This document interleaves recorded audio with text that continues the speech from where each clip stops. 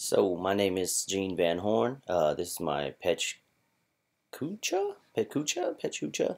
Um, Basically, I'm going to be going over the topic of marriage. I've been married almost 9 years. I didn't know what else to do, honestly, so I just decided to do something that I enjoy. I love being married, and I have two children. So um, let's get into it. First one is pick a mate, man. Pick a mate. 20 tips to having a good marriage. Pick a mate. Pick your mate carefully.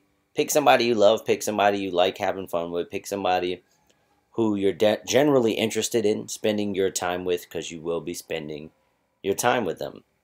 Uh, it's really important to be friends, right?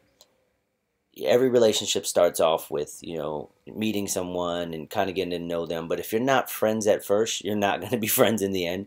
And this is not going to make for a good time. So you're definitely going to need to be with somebody who's your friend, who you generally like to spend time with. Now, this might go as a given. I mean, but, when you're talking about, marriage, being in love.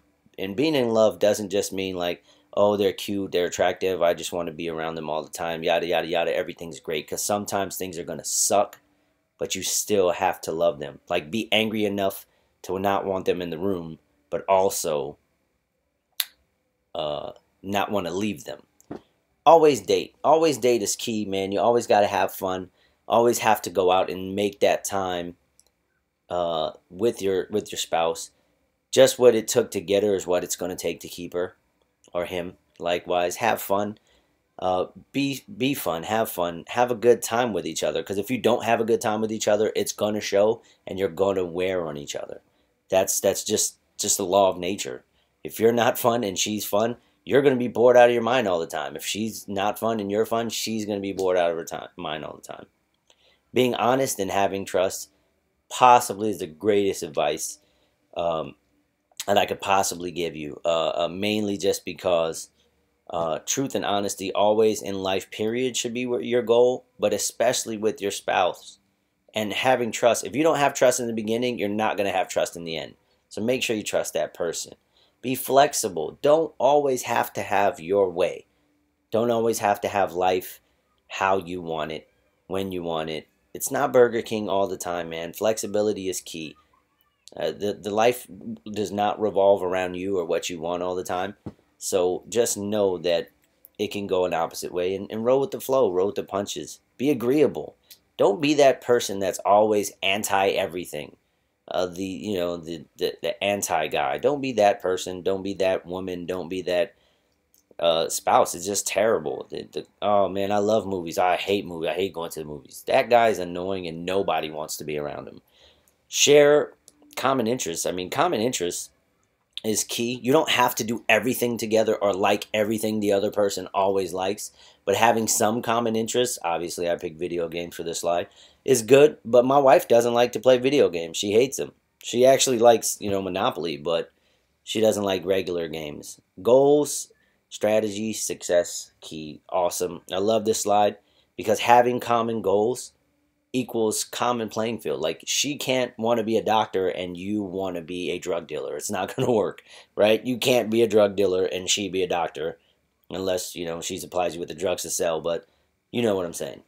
Know your spouse. Know what pisses them off. Know what makes them happy. Know what annoys them. Know them. Watch the small idiosyncrasies in her face when she's happy or angry or sad, or he's sad or angry or happy, and know what does that to them. This right here, aside from trust, is possibly the best advice ever. I could have avoided so much trouble had I just listened a lot more to my spouse. I mean, we've been married almost 9 years, coming up this month actually, and listening to her could have definitely saved me some trouble. So don't smother each other either. Smothering each other is like one of the lamest and quickest ways to divorce. I mean, if you don't allow them to do it, look at this guy. Look at his face. He really is like, no, you're not going to have fun without me ever. If I'm at work, you're at home until I get out. Also, you don't have to win every argument. Winning every argument counts to nothing. You don't get a prize for winning every argument. It's okay to lose some, and it's okay to just agree to disagree. It happens. You're not going to agree on everything. But being right all the time, you could be right all the time and be very lonely. Be spontaneous. Be fun. Be spontaneous. Have a good time. But do it all the time. Some people don't like spontaneity all the time. But I'm telling you, an occasional Wednesday flower. Hey, here's flowers because it's Wednesday. Or here's some strawberries, chocolate covered strawberries because it's Tuesday. It's definitely needed. Be respectful. Now, this doesn't just mean courteous and chivalrous and opening doors. I use this because I think they have a good chemistry, but it also means that show your wife respect in public and respect her opinions and respect her as a human being, right? Um, have your spouse's back. It goes right in with be respectful. Have your spouse's back. Don't let anything come between you. Keep all your issues and everything private, away from others prying eyes or prying ears, or opinions or whatever the case may be, because it's the two of you in the relationship. Get good help. This means get help when needed, because every now and then you're going to need some help, whether it be counseling from a pastor, a psychiatrist, whatever the case may be. Get some help, but good help, not Facebook. Facebook's not good help. Twitter's not good help. Seek help from like a professional or somebody who's been there. And this is most important. Be in it for the long haul. Be ready to do it. Be ready to go till time's up, till your life is done. If you take divorce out as an option, it'll be out and you'll be successful. So I hope this helps. I hope I'm able to help inspire you.